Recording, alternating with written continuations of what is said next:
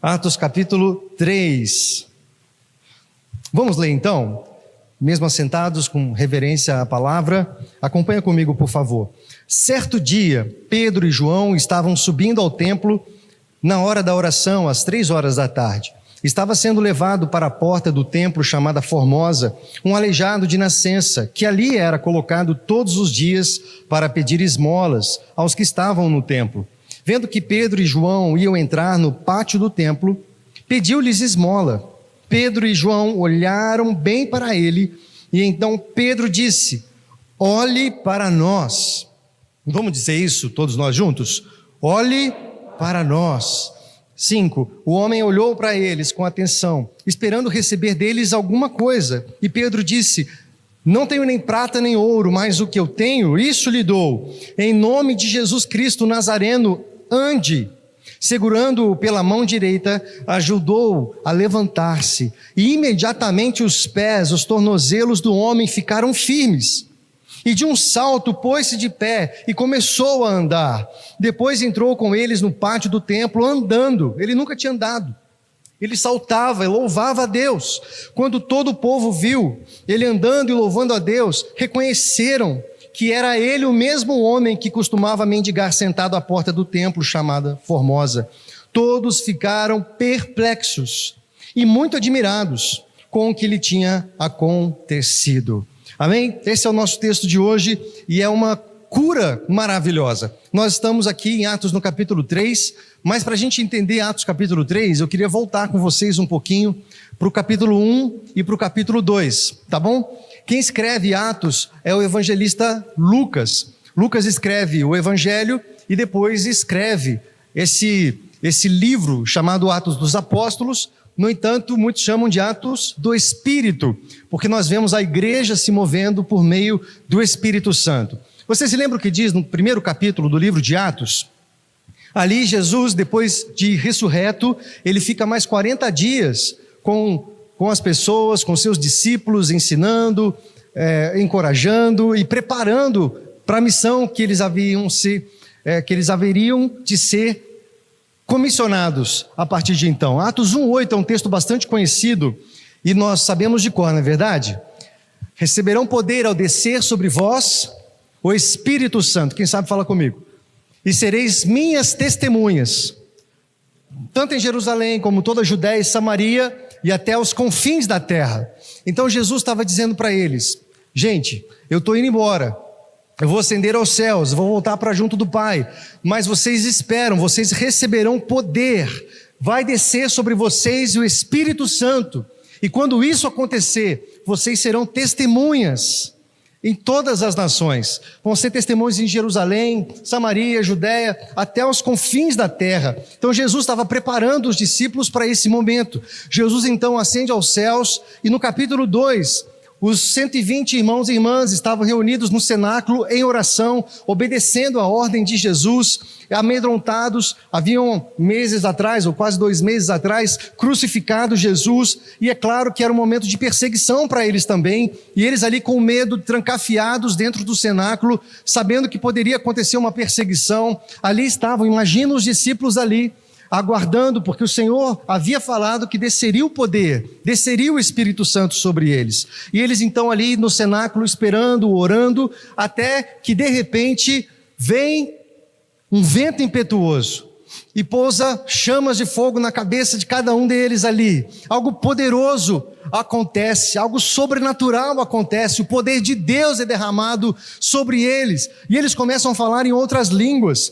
E era uma festa ali em Jerusalém, havia gente de vários países, várias regiões do mundo, e aqueles homens galileus começam a falar em outras línguas, e aquelas pessoas que estavam ali visitando Jerusalém começam a reconhecer o que eles estavam falando na sua própria língua. Então eles começam a falar: como é que nós podemos, o que nós fazemos para receber disso que vocês estão falando? E Pedro se levanta então e começa a pregar um sermão maravilhoso, dizendo que eles eram pecadores, que eles crucificaram Jesus, que eles deveriam se arrepender, e que se eles se arrependessem, eles seriam salvos. E naquele mesmo dia, 3.000 pessoas receberam a Jesus e foram batizadas, e foram agregadas à família da fé, e foram agregadas àquela igreja primitiva. Então olha só, no capítulo 1 há uma promessa do derramamento do Espírito Santo. E no capítulo 2 tem o que, meus irmãos? O cumprimento dessa promessa, a descida do Espírito Santo. E isso empodera os discípulos. Aleluia eles. Eles estavam aleluiados. Igual o Brunão assim, né? O Brunão está abençoado. A gente precisa aleluiar, igual ele assim, né? Ensina nós, Brunão, é isso aí. E os discípulos então recebem o Espírito Santo e eles estão ali queimando, e eles que estavam com medo no cenáculo agora saem e começam a pregar. Meus irmãos, só no capítulo 1 e o capítulo 2 nós já temos muitas coisas para a gente aprender, certo? Primeira coisa, o Senhor prometeu que Ele estaria conosco todos os dias, até a consumação dos séculos. Então você pode guardar isso no seu coração. Ele está com você. Amém, meus irmãos? Ele está com você. E Ele não só está com você, Ele está em você, por meio do Espírito Santo. Há um poder derramado sobre a sua vida, sobre a minha vida, que nos habilita a fazer a obra, a fazer a missão, a ser uma pessoa melhor, a ser uma pessoa diferente. Há um poder de Deus, há um poder que vem do alto, que capacita você a ser uma pessoa que você diz, eu não consigo dominar a minha língua, eu não consigo fazer isso, eu não consigo fazer aquilo, eu não consigo ser tão generoso, eu não consigo trabalhar na obra, Que bom, meu irmão, você não vai conseguir mesmo, mas tem um Espírito sobre você, o Espírito Santo, e é por meio dele que você pode ser uma pessoa diferente, ter um caráter tratado, um caráter transformado, e entender a vocação que Deus tem para a sua vida é por meio desse Espírito. Então no capítulo 3, que é onde nós lemos aqui, nós vemos esses mesmos discípulos. O texto começa com essa palavrinha, com essas duas palavrinhas, certo dia. Então tem a promessa, o cumprimento da promessa, e a gente não sabe quantos dias depois, se é um mês depois, 2 meses, uma semana, 2, 3 dias, mas certo dia, depois deles terem recebido o Espírito Santo, a igreja já tinha crescido num dia só, passou de 120 para 3.000, e depois a cada dia o Senhor acrescentava os que iam sendo salvos, a igreja começa a crescer, começa a frutificar, outras pessoas começam a reconhecer que existia algo sobrenatural acontecendo ali, estava disponível para eles. Então aqui no capítulo 3 é essa igreja que estava cheia do Espírito Santo, e meus irmãos, nós precisamos admitir que eles estavam além do normal.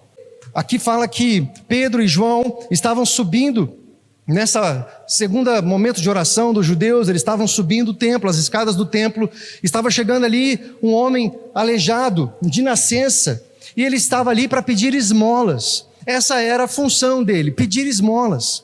E meus irmãos, o normal, quantas pessoas você passa no semáforo e vê pedindo esmola? Ou pedindo um trocado? Não é? Às vezes até com uma placa de Pix, né? Um QR Code assim, para ajudar você a dar dinheiro, não é verdade? E o normal seria o quê? Toma aí um dinheiro, toma aí uma esmola, toma aí um trocado, Deus abençoe. Mas, quando Pedro e João olham para aquele homem que estava ali à beira do caminho, na escada, eles dizem, olhem para nós, olhem para nós. E aquele homem então olha e fala assim, hoje eu me dei bem. Esses caras vão me dar uma oferta. Já chamei a atenção deles. A maioria passa aqui e nem me vê, me ignora. E esses caras falaram para eu olhar para eles. Então vai vir uma boa gorjeta aí, vai vir uma boa esmola para mim. Talvez seja isso que ele tenha pensado. Mas aí então Pedro olha para ele e diz, eu não tenho nem prata nem ouro, mas o que eu tenho eu lhe dou. Levanta e anda. Eles estavam cheios do poder de Deus, eles estavam cheios do Espírito Santo, a promessa havia se cumprido, e é claro que eles não poderiam ficar fazendo coisas normais, eles estavam fazendo coisas anormais, ou além do normal. Então eles não deram uma esmola que seria o normal, eles disseram, levanta e anda, existe um poder sobre nós, e agora a gente vai ver se ele funciona mesmo. E eles falam aquilo, e aquele homem talvez não levanta no primeiro momento. O texto diz que eles estendem a mão direita e levantam ele, ajudam aquele homem aleijado de nascença, E ele dá um pulo, fica de pé e começa a adorar a Deus e começa a glorificar, e as pessoas ficam entusiasmadas, extasiadas, porque conheciam a história daquele mendigo, daquele homem que ficava na escada pedindo esmola. E todos começam a reconhecer que existia um poder, que existia algo poderoso naqueles homens, e não só naqueles homens, naquela igreja, a igreja primitiva. E meus irmãos, nós somos parte dessa igreja, sim ou não? Você é parte dessa igreja? Nós somos parte dessa igreja. Você foi batizado e você faz parte dessa família, você faz parte desse povo que reconhece Jesus como Senhor, como Salvador, o nosso Deus, que deu uma promessa de que Ele enviaria o Espírito Santo para descer sobre você, sobre nós. E meus irmãos, nós somos esses discípulos. Agora, como que nós, sabendo da promessa e sabendo do cumprimento da promessa, que é o derramamento do Espírito Santo, só fazemos coisas normais? Talvez olhamos para alguém à beira do caminho e damos uma esmola, uma gorjeta, um trocado. Nós vamos comprar pão no mercado, na padaria, e voltamos com pão. Nada além do normal. Nada além do normal. Mas, meus irmãos, nós precisamos entender que existe um poder sobre a igreja para fazer coisas além do normal. E se esse poder está sobre mim, sobre você, nós precisamos nos posicionar. E eu quero trazer 3 características. A primeira é essa daqui: ousadia. Fala comigo, vamos lá? Ousadia. Você é uma pessoa ousada na fé? Qual foi a última doideira que você fez por causa da sua fé? Qual foi a última pessoa que você orou, que você ministrou cura, que você orou por restauração? Qual foi a última coisa que você fez pautada em ousadia? Meus irmãos, por que somos tão tímidos tantas vezes? Se existe sobre nós um poder para fazer coisas muito além do normal, coisas sobrenaturais, os sinais seguirão aqueles que creem. Então, meu irmão, o chamado para você ser um seguidor de Jesus não é, como nós falamos muitas vezes aqui, não é? Não é frequentar uma igreja, não é ser assíduo num culto. Nós precisamos ser movidos por esse Espírito. O mundo clama por pessoas que estão cheias desse Espírito, porque o mundo está farto de uma igreja normal, de uma igreja que não se move nos dons, de uma igreja que não se move no sobrenatural, uma igreja que às vezes dá uma cesta básica, e ok, nós precisamos fazer isso, mas será que a função da igreja é dar cesta básica? Embora isso seja importante, qual é a função da igreja, meu irmão? É trazer transformação de vidas. A esmola poderia ajudar aquele homem, mas não poderia curá-lo, não poderia transformar a vida dele. A esmola pode ajudar, meu irmão, mas o Senhor tem algo sobrenatural para você. E talvez você está aqui nessa noite procurando uma esmola, para Deus te abençoar, você sair daqui abençoado. Meu irmão, Deus não tem uma esmola para você. Ele tem transformação da sua vida, transformação do seu caráter, transformação da sua mentalidade, das suas prioridades. Ou é assim ou não é. Ou é assim, ou a gente precisa admitir que a gente não está lidando com o Espírito Santo. Estamos lidando com o Espírito metodista, talvez, o Espírito John Wesley, que nos faz ser pessoas mais metódicas, né? Estudiosas, quem sabe, mas não movidos pelo Espírito Santo.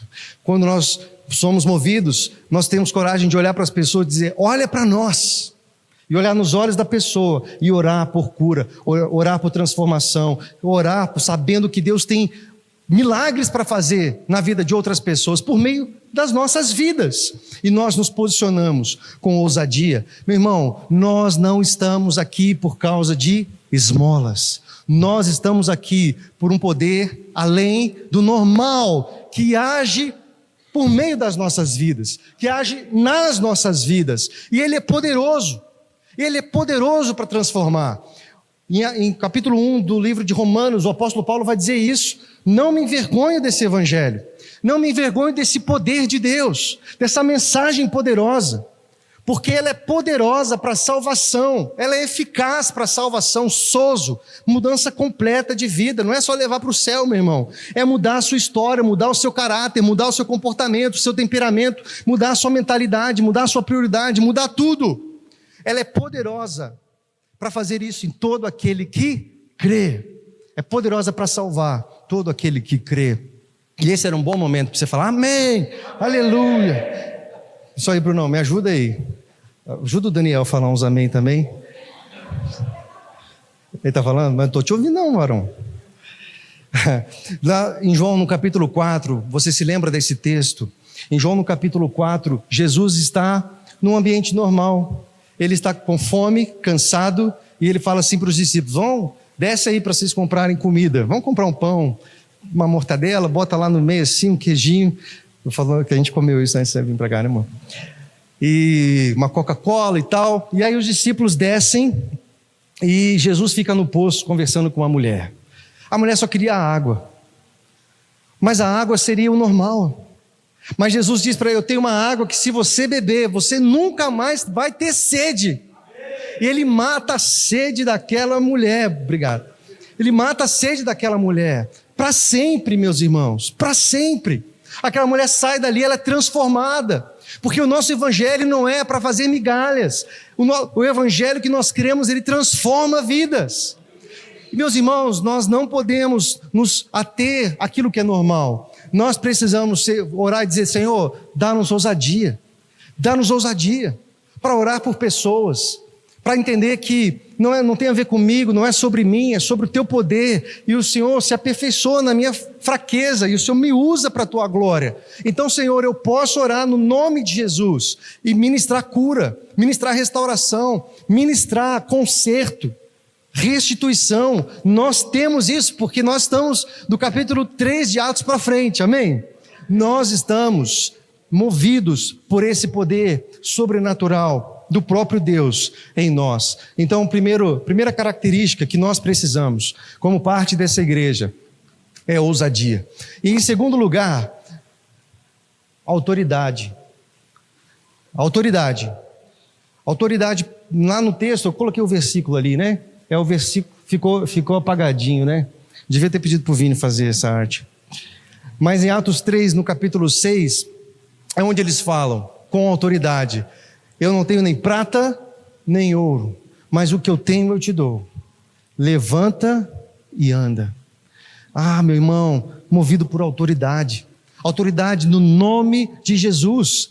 Eles sabem que não era no nome deles, eles sabem que não era por meio deles. Nós estamos falando de pessoas que dias atrás estavam na pior. Pedro tinha negado o seu amigo Jesus, o Messias, 3 vezes. E eles estavam entristecidos. Depois de ressurreto, Jesus vai tratar o coração deles e restaura o chamado, restaura o ministério. Mas são esses mesmos homens, falhos, mas que agora eles entenderam que eles não precisavam ficar trancafiados no cenáculo, trancafiados num espaço como esse, num templo. E aqui a gente canta, aqui a gente é crente, mas quando a gente vai lá para a faculdade, a gente não consegue. Quando a gente vai para o trabalho, a gente tem dificuldade. Quando a gente vai para a rua, a gente vai para o shopping, a gente tem dificuldade. Meus irmãos, eles entenderam que eles não precisavam ficar trancados no cenáculo. Eles poderiam sair e fazer obras maiores. Jesus foi quem falou, se vocês crerem, vocês vão fazer obras maiores daquelas que eu fiz. Olha o que Jesus está dizendo, obras maiores. Os discípulos, quando nós falamos aqui em João capítulo 4, eles descem para comprar pão, para comprar comida, pão, sei lá, carne para Jesus comer.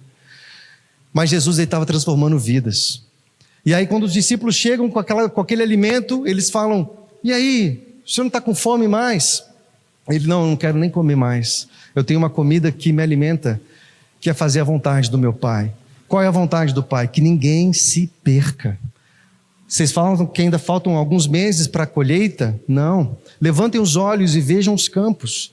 Eles já estão brancos, prontos para a colheita. Jesus está dizendo, nós não somos chamados para fazer coisas normais. Para ir no mercado e comprar comida, para ir na padaria e comprar pão, para ir no salão e fazer a unha, apenas coisas normais. Nós somos chamados para fazer coisas além do normal. E o que é além do normal não tem a ver com migalhas, tem a ver com transformação de vidas. E o chamado da igreja é transformar vidas. O chamado da igreja não é entregar a cesta básica apenas. Isso é importante, eu quero frisar, mas nós não temos essa missão. Tem ONG que faz isso muito melhor que a gente. Nossa, entrega muito mais. O governo faz isso muito melhor que a gente. E talvez a gente se torne uma ONG. Nós não temos esse chamado, irmãos. Qual é o chamado da igreja? Transformar vidas pelo poder do nome de Jesus. Fazer coisas além do normal. A gente pode entregar uma marmita lá no calçadão, lá no centro de Campinas. Seria bem legal. E tem organizações que fazem isso e você pode fazer parte de alguma delas e é maravilhoso. Você pode ajudar essas pessoas, mas uma esmola, uma marmita, ela ajuda, mas não resolve. Quando aquele homem aleijado de nascença se levanta, ele tem a vida transformada. E é por isso que quando Pedro e João olham para ele olha para nós, ele diz: eu não quero te dar uma esmola para te ajudar, eu quero te dar algo que vai mudar a sua história, que vai mudar a sua existência, que vai mudar a sua vida completamente. E esse é o papel da igreja, esse é o seu papel como crente em Jesus. Não é fazer coisas normais. Nós não somos chamados para fazer coisas normais, nós somos chamados para fazer coisas além do normal. Nós estamos falando de autoridade. Eu separei um texto aqui também, em Atos, no capítulo 16, não precisa abrir, mas é quando Paulo e Silas estão presos ali, eles são açoitados e colocados, acorrentados numa prisão, e eles ali poderiam reclamar porque estavam fazendo a obra do Senhor e foram presos, mas ao contrário, mesmo acorrentados, sangrando, à meia-noite, tudo escuro, aquelas prisões do primeiro século, você pode imaginar como eram, e eles começam a louvar e adorar a Deus. Eles começam a cantar louvores e de repente vem um terremoto, começa a mexer tudo e as cadeias são abertas, os presos são libertos e o carcereiro que estava tomando conta fica desesperado. O texto diz que ele pega a espada para querer se matar e o apóstolo Paulo diz: não faça isso, estamos todos aqui, ninguém fugiu. E aí aquele homem se ajoelha e diz: o que eu faço agora? E com autoridade Paulo vai dizer: crê no Senhor Jesus e vai ser salvo você e sua família. Crê no Senhor seu Deus e será salvo você e sua casa. Com autoridade. E aquele homem leva os apóstolos para casa. E toda a família é batizada, recebe a Jesus, pela palavra de alguém que entendeu a autoridade, que há no nome de Jesus, na salvação que há em Jesus. Vocês concordam comigo que é disso que esse mundo precisa?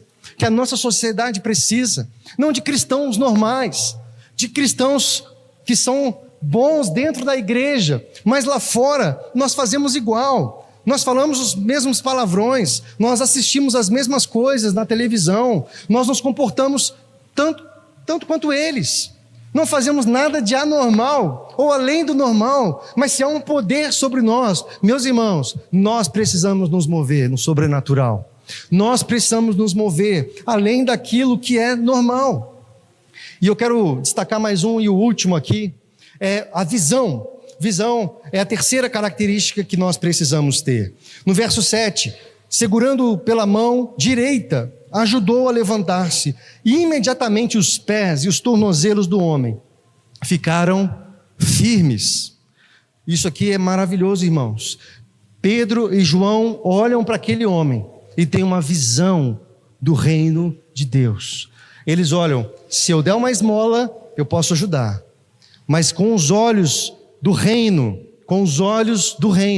eu entendo que por meio do evangelho esse homem pode ser transformado. E nós precisamos nos mover por essa visão também, meu irmão. Porque talvez você aprendeu que ser um bom crente é frequentar a igreja, é não faltar no culto. E até isso a gente está sendo um mau crente, né? Porque tantas vezes a gente falta por qualquer motivo. E nem isso a gente consegue fazer, não é verdade? Mas talvez te ensinaram que se você desse o dízimo fielmente, você seria um crente top.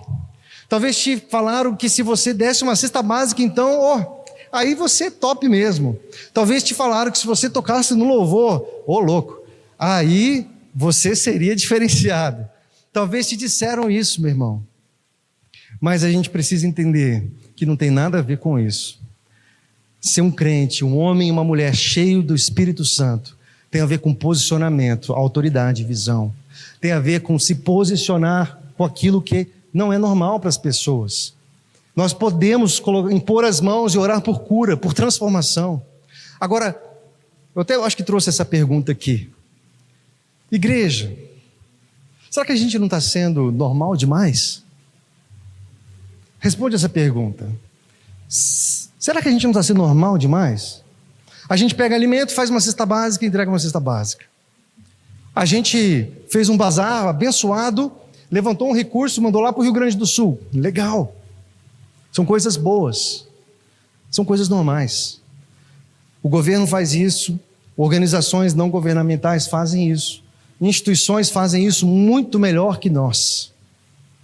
Mas aquilo que é anormal, que ninguém pode fazer, só a igreja, nós nos amedrontamos, nós nos escondemos, nós inventamos desculpas, nós falamos, não, deixa o pastor orar, pede chama o presbítero, chama o pastor, chama o evangelista, chama alguém ora. Não, meu irmão, é você que ora, no nome de Jesus, porque você, louco gente, aí vocês perderam a oportunidade. Eu vou fazer um sinal. Nós precisamos, eu até me perdi, nós precisamos nos ligar nisso, meus irmãos, que nós devemos nos posicionar no sobrenatural. Será que a gente não está sendo normal demais? Como igreja, a gente faz um culto, legal. A gente ajuda as pessoas, legal, é normal. Mas, meus irmãos, eu penso que a igreja precisa ver e se mover no sobrenatural. É quando nós vamos ver famílias sendo transformadas, homens estragados sendo consertados pelo poder do nome de Jesus, mulheres totalmente desiludidas, perdidas, recuperando a visão, recuperando eu não ajudei vocês agora, recuperando a perspectiva de uma nova vida em Jesus, porque nós somos nova criatura. E nós precisamos nos incomodar com isso. Eu estou incomodado com isso, irmãos, sinceramente. Que o Senhor me ajude, te ajude a buscar o sobrenatural. Ter coragem de olhar para as pessoas e dizer, olha para nós, olha para mim. Eu tenho uma coisa que é muito melhor do que uma esmola. Eu te dou a minha mão direita e te ajudo a levantar. Meus irmãos, esse é o chamado da igreja. Não é da esmola. Muitas vezes a gente entrega um folhetinho e vai embora para casa achando que está top. Estende a sua mão direita e ajuda pessoas a levantarem. O texto diz que quando ele fala, levanta e anda, aquele homem talvez não levantou. Você percebeu isso no texto? Que ele teve que estender a mão e ele levanta. Quantas pessoas do seu lado precisam da sua mão direita? Precisam do seu convite, precisam da sua visita, precisam do seu telefonema, precisam do seu estímulo, precisam do seu encorajamento. E meu irmão, é você mesmo, querido, porque você recebeu o poder do Espírito Santo. É claro que o pastor pode fazer, mas meu irmão, quando você entender o que já foi depositado sobre a tua vida, você vai entender que você não precisa de pastor, você não precisa de terceiros, mediadores, você não precisa de nada disso. Você tem acesso ao Santo dos Santos, você tem acesso. O pastor não tem um cartão VIP de acesso ao Santo dos Santos. A oração do pastor não vale mais do que a sua oração. Nós somos servos de Deus e nos movemos por meio do poder do nome de Jesus. Que isso te incomode, que você não faça só aquilo que é normal, meu irmão, porque há um poder sobrenatural agindo na sua vida para você fazer muito, muito além do normal. Se você puder abrir nesse texto, por gentileza, Marcos 16, eu quero finalizar, porque aqui são palavras de Jesus, assim como Mateus 28, aqui Marcos, no capítulo 16, Jesus está fazendo a grande comissão. Ele está dizendo, vão e preguem o evangelho em todo o mundo. Preguem, façam discípulos. E aqui no verso número 17, irmãos, acompanhem comigo, Marcos 16, 17. E estes sinais acompanharão os que creem. Olha o que ele está dizendo. Ele não está dizendo, e esses sinais, pessoal, vão acompanhar aqueles que não faltam na igreja. Vão acompanhar aqueles que não faltam na escola dominical. Vai acompanhar os dizimistas. É isso que está dizendo? Não. Vai acompanhar aqueles que creem. Em meu nome expulsarão demônios, falarão novas línguas, pegarão em serpentes, se beberem algum veneno mortal, não lhes fará mal nenhum, imporão as mãos sobre os doentes, e estes ficarão curados. Depois de ele ter falado, o Senhor Jesus foi levado ao céu e assentou-se à direita de Deus. Então os discípulos saíram e pregaram por toda parte, e o Senhor cooperava com eles, confirmando-lhes a palavra com os sinais que os acompanhavam. O Senhor ia confirmando a palavra com os sinais que acompanhavam. Meus irmãos, os sinais precisam me acompanhar e te acompanhar. Ver pessoas sendo transformadas pelo poder do nome de Jesus. Chega de coisas normais, chega de cultos normais, chega de programações normais. Nós precisamos nos mover no sobrenatural. Nós precisamos nos mover e entender que Deus não tem migalhas para nós. Deus não tem migalhas para você. Deus não tem obras incompletas, pela metade. Você não vai aqui para melhorar um pouquinho como marido. Você não está aqui para melhorar um pouquinho como empresário. Você não está aqui para melhorar um pouquinho como estudante. Então, meu irmão, você está aqui para ter a vida transformada pelo poder de Jesus. Você não está aqui para melhorar um pouquinho, não. Você está aqui para ser mudado completamente, para ter a vida transformada. Esse poder de Deus está nesse lugar, está sobre essa palavra. Se você se mover, não tem vício que vai te prender, não tem mentalidade limitada que vai te prender, não tem nada que vai te prender, meu irmão, porque você recebeu um poder sobrenatural do Espírito Santo. Aleluia! Esses sinais seguirão os que creem. Se nós crermos, meus irmãos, nós vamos ver sinais. Nós vamos ver milagres, nós vamos ver pessoas se aproximando, porque as pessoas não vêm por causa de um louvor legal, não vêm por causa de uma estrutura bacana, elas vêm pela presença de Deus. E se a presença de Deus está nesse lugar, as pessoas virão. Então, o que nós precisamos? Atrair a presença de Deus, buscar a presença de Deus e ver pessoas sendo curadas aqui, transformadas, vidas sedentas, vidas escravizadas por vícios, por pecados, sendo libertas completamente. É isso que nós precisamos. Isso para a sua vida também. Talvez você está atrás de migalhas, para ser um pouquinho melhor. Não, meu irmão, não é para ser um pouquinho melhor. Deixa Ele te mudar completamente. Deixa Ele te fazer uma nova criatura. Deixa Ele tirar o seu passado estragado, todo doente.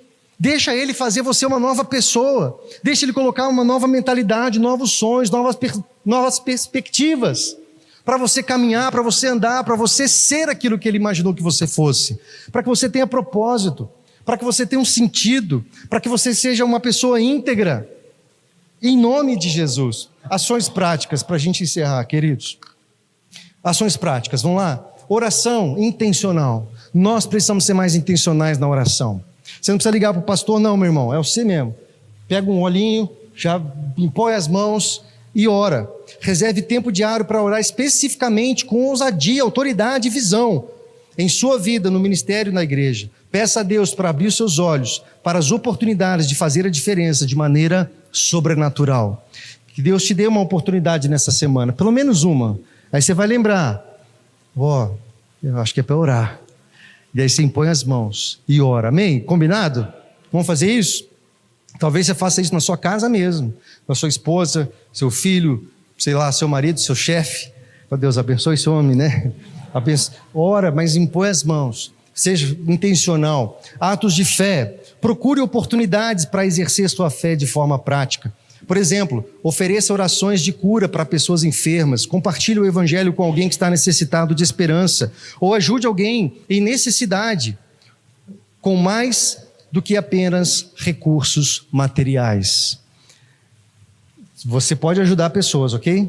Talvez você esteja ajudando uma família, entregando uma cesta básica. Legal, meu irmão, só que isso é normal. Nós não somos chamados para dar migalha. Nós somos chamados para dar mudança completa de vida. Nós somos chamados para compartilhar o evangelho de Jesus, que muda totalmente. Então, seja movido por atos de fé e não somente atos de ação social. Amém, meus irmãos? Atos de fé, discipulado e mentoria. Isso é muito importante. Nós ajudamos pessoas a crescer dessa forma. Quando nós colocamos pessoas no envolvimento com o discipulado, com a mentoria, e você ajuda em áreas específicas da vida dela. Isso é muito importante, meus irmãos. Envolva-se em programas de discipulado e mentoria dentro da igreja. Ajude novos crentes a crescerem em sua fé, ensinando-os a viver além do normal e a depender do poder do Espírito Santo. Talvez tenha um novo convertido perto de você, tenha um novo convertido no seu trabalho ou na igreja, e você visita, e você ensina alguma coisa, e você ajuda essa pessoa a crescer. Glória a Deus, você não está dando só uma esmola, você está ajudando o Evangelho a transformar essa vida completamente. Serviço com propósito. Encontre formas de servir a comunidade que vão além das necessidades físicas. Participe de ministérios que se concentram na transformação de vidas. Sirva com excelência e saiba que Deus o usará poderosamente. Tem um ministério infantil ali, crianças, meus irmãos, investir nessa geração. Arregaçar as mangas e falar assim, bora, vamos servir, porque esse evangelho muda vidas, muda realidades. E se tem uma coisa que essa sociedade precisa, é do evangelho de Jesus. E nós temos, meus irmãos, e nós precisamos nos envolver nessas ações, ministérios que estão cuidando de gente, ministérios que estão transformando pessoas. Se envolva nisso, se gaste nisso, meu irmão, e você vai perceber que a sua vida vai ganhar muito mais sentido e muito mais propósito. E por último, testemunho de vida. Sabia que você tem um testemunho? Você tem um testemunho, meu irmão. Você aceitou Jesus como seu Senhor e Salvador. Amém? Se você tem dúvida, nessa noite você pode fazer isso. Mas você aceitou Jesus, você tem um testemunho para contar. Que tal compartilhar o seu testemunho com outras pessoas? Olha o que Deus fez com a minha vida, olha para mim. Olha o que eu fazia, olha como eu sou hoje. Olha, Deus me tirou desse vício. Deus me tirou desse pecado. Deus me tirou dessa mentalidade limitada. Olha o que Deus fez comigo. Eu lembrei daquele vídeo daquele menino que fala... Olha só, virei um baterista da igreja. Vocês viram esse vídeo? Muito engraçado. Olha o que Deus faz na vida da gente. Aqui é uma criança. Eu não era nada, só era irmão da igreja também, né? Igual tudo. Agora eu sou baterista. Olha o que Deus faz na gente, né? Olha o que Deus faz na gente, né? Olha o que Deus faz em você e eu e todo mundo que vem aqui na igreja, irmão. Compartilhe o seu testemunho. Você, com certeza, vai ser um instrumento poderoso nas mãos do Senhor, e que a gente possa viver além do normal. Saiba, meu irmão, é para isso que você está aqui. Você não precisa ficar passando pires, pedindo esmola. Jesus, me abençoa nisso, me faz melhor, me dá uma esmolinha aí, Senhor. Não, você é sacerdócio real, nação santa, povo de propriedade exclusiva de Deus. Você está sentado em lugares celestiais com Cristo Jesus. Meu irmão, não tem migalha para você. Tem um banquete na mesa do rei para você desfrutar. Então seja alimentado. Talvez não seja para você chorar tudo que você está chorando. Talvez não seja para você sofrer tudo que você está sofrendo. Talvez não seja para você deprimir tanto que você está deprimido, meu irmão.